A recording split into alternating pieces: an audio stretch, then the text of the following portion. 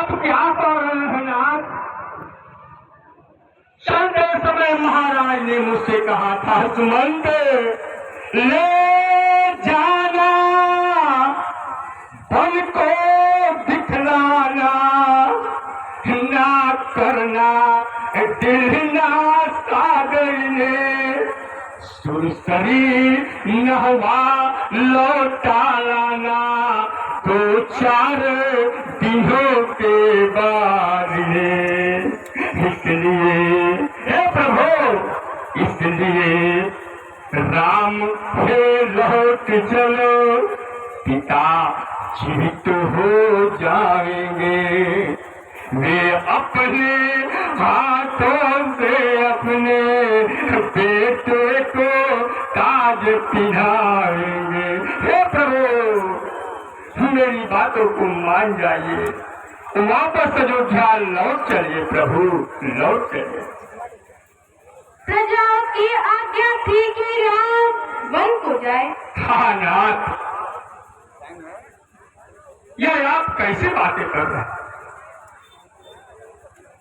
उस प्रजा की बात कर रहे हैं जो आपके बिना रो रही थी, तड़प रही थी नाथ। याद कीजिए, संध्या के समय बीच रास्ते में आपने मुझसे कहा, सुमंत अब संध्या हो गया है, यहाँ विश्राम कर लेना चाहिए।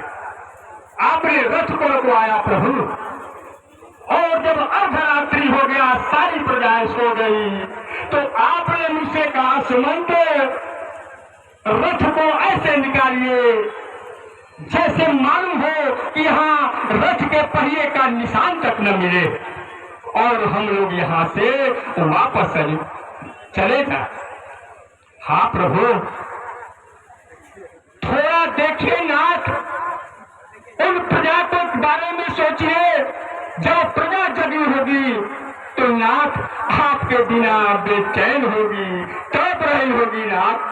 रोती बिलखती प्रजा को छोड़ सरकार का जाना अनुचित है। एक धर्म राज को प्रजा का दिल इस तरह दुखाना अनुचित है। भगवान भगवान क्षण भर रुको नहीं, इच्छा है यही रियाया की, वनवास की धन महलों में दी आवाज अयोध्या की।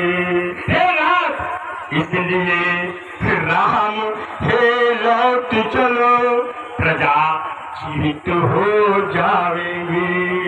वे अपने हाथों से अपने स्वामी को ताज पहनाएंगे। प्रभु,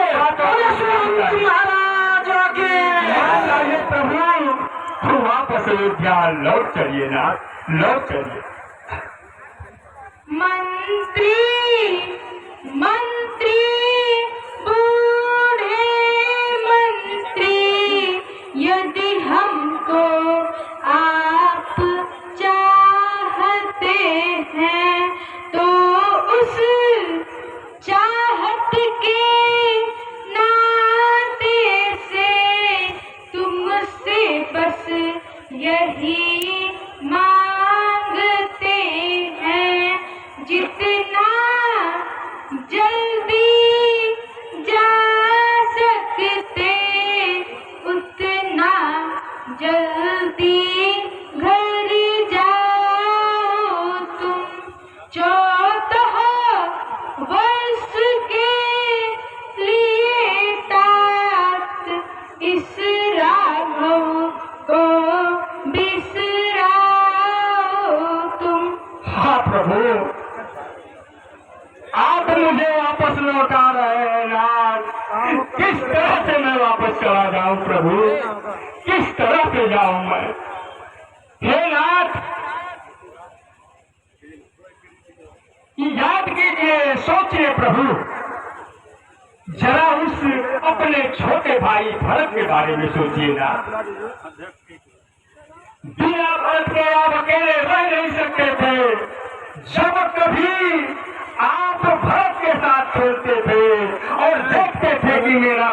मार रहा है तो आप अपनी हाथ से उठा करके भरत को जिला देते थे ना। हाँ प्रभु, हे प्रभु, न